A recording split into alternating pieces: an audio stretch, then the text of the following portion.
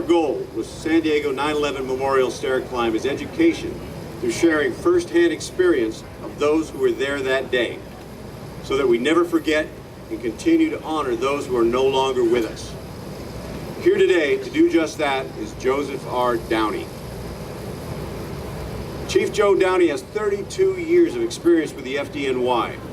Downey has spent 27 of his 32 years working in the Special Operations Command, also known as SOC, as a firefighter, a lieutenant, a captain, and presently the battalion chief. Joe's rescue battalion responds to complex technical rescues and multiple alarm fires in all 5 boroughs of New York City. He's been a member of New York's Urban Rescue Search and Rescue Task Force 1 since its inception in 1991. Joe has been the task force leader for this team for the past 14 years, responding to disasters like the devastating earthquake in Haiti and countless hurricanes, including Katrina, Sandy, Hurricane Harvey, and now his team is en route to Irma. We're so grateful Joe is able to be here with us even during these unbelievable storms. When he leaves us this weekend, he'll be joining his task force down in Florida, he tells me backstage, Puerto Rico, as they face ultimate destruction with Hurricane Irma. Joe is also an instructor for the FDNY Battalion Chiefs course and has written numerous published articles on the subject. When it comes to finding someone who knows a thing or two about being a first responder or knowing and training a few first responders, I think we hit the jackpot having Chief Downey with us today. What a privilege it is to have him here. Please help me welcome Joe Downey. Chief.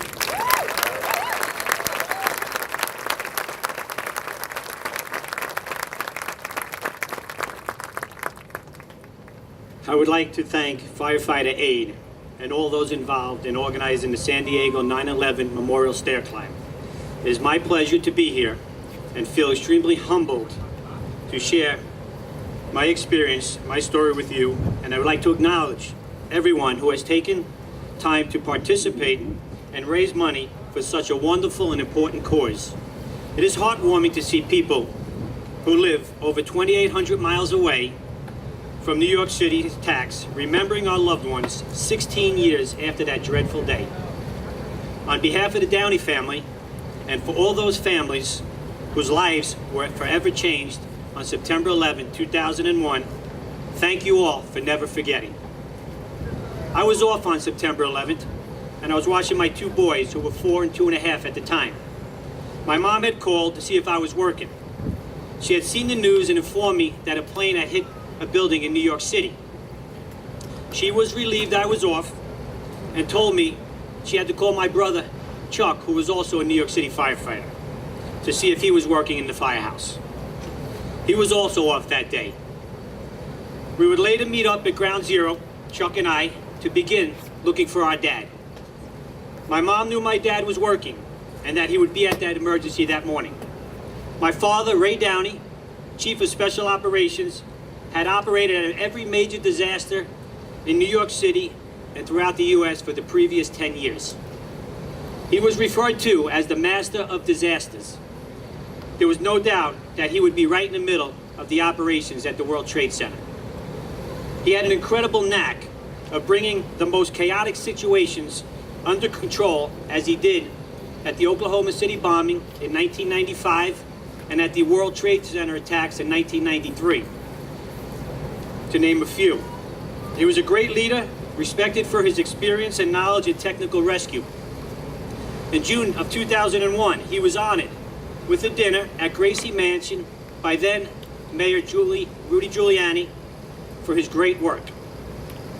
After receiving the phone call from my mom on September 11th and watching the news that morning, I dropped my boys off at my neighbor's because my wife was working, and I headed into my dad's office.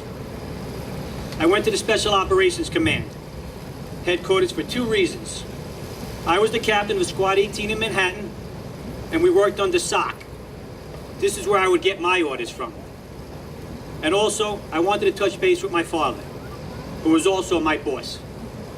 I tried calling him on my way into SOC, but I didn't get an answer on his phone. I listened to the news on the radio while driving into SOC, but had a difficult time understanding what was really happening. I knew there was a structural collapse, but could never imagine what I would eventually encounter.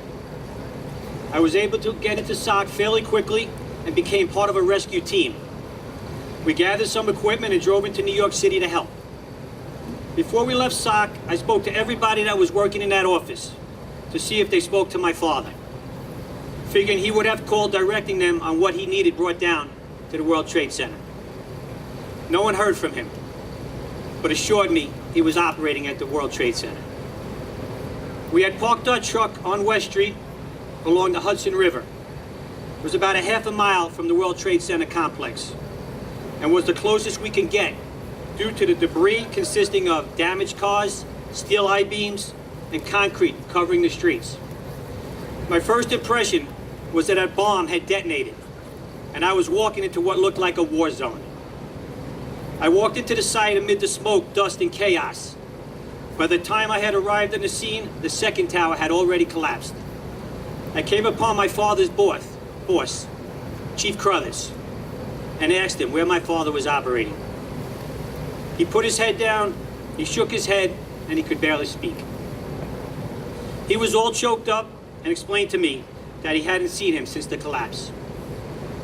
My heart had dropped. All my fears of him being gone hit me like a ton of bricks. I would stay at Ground Zero for the next 5 days, trying to get as much information on where my dad was operating before the collapse. It took days to compile a list of those who were lost, and once it was complete, the nightmare only got worse. Close to 3,000 people were killed on 9/11, 343 firefighters, and 100 from the Special Operations Command, including 7 from my own company, Squad 18. In December of 2001, we held a memorial service for my father, Ray Downey. My mom had requested that if his remains were not recovered before the holidays, we would have a service regardless. 8 months later, in May of 2002, my father's remains were identified, and we had a wake and a funeral service for him at that time. For 9 months, I worked at the site alongside fathers who lost their sons, FDNY sons who lost their fathers, and FDNY brothers who lost their brothers. My childhood friend, Jim Smigala, also a New York City firefighter, was one of those brothers, looking for his own firefighter brother, Stan Smigala. If we weren't working down at the site, we were attending funerals for those fathers, sons, and brothers, comrades, and friends. It is overwhelming to lose one firefighter, but when you lose 100 firefighters and thousands of years of experience, multiple friends, and your own loved ones, it's devastating. The FDNY was decimated. As hard as it was to work day in and day out at the World Trade Center site, looking for the remains of those that were lost, we knew we had to, because it was important for the thousands of families who lost their loved ones to get some sort of closure. There was little time for me to grieve or feel sorry for myself, due to the fact that I, along with other firefighters, was so busy trying to take care of others. I kept my focus on the hearts of so many others, especially the hundreds of young children who lost their parent in this horrific tragedy. Each firehouse that lost a member was assigned a healthcare professional to help the members get through the historic, unprecedented losses. No one spoke at first, the couple of meetings we had in our firehouse kitchen with our assigned doctor. Everyone was hesitant to say anything that may embarrass them. There was that macho stigma, that tough and rough guys don't get emotional and don't need help. Our doctor worked closely with us, and many members eventually confided in him. He spent many months working alongside us at the Ground Zero and became part of our team. He was a refreshing presence, but mostly he was there to listen. The stereotype disappeared in a few months, and most members became comfortable speaking about the challenges they faced. I feel our counseling unit did a tremendous job looking out for our firefighters and their families, and contributed to the health and safety. We all handled the stress and loss of our family members differently. Many kept so busy it didn't affect them for months and some for years. Many felt guilt because they were supposed to be working and had traded their shifts with firefighters that were working that day, and they were killed. Others had to retire because they couldn't deal with reporting to the firehouse that lost brothers.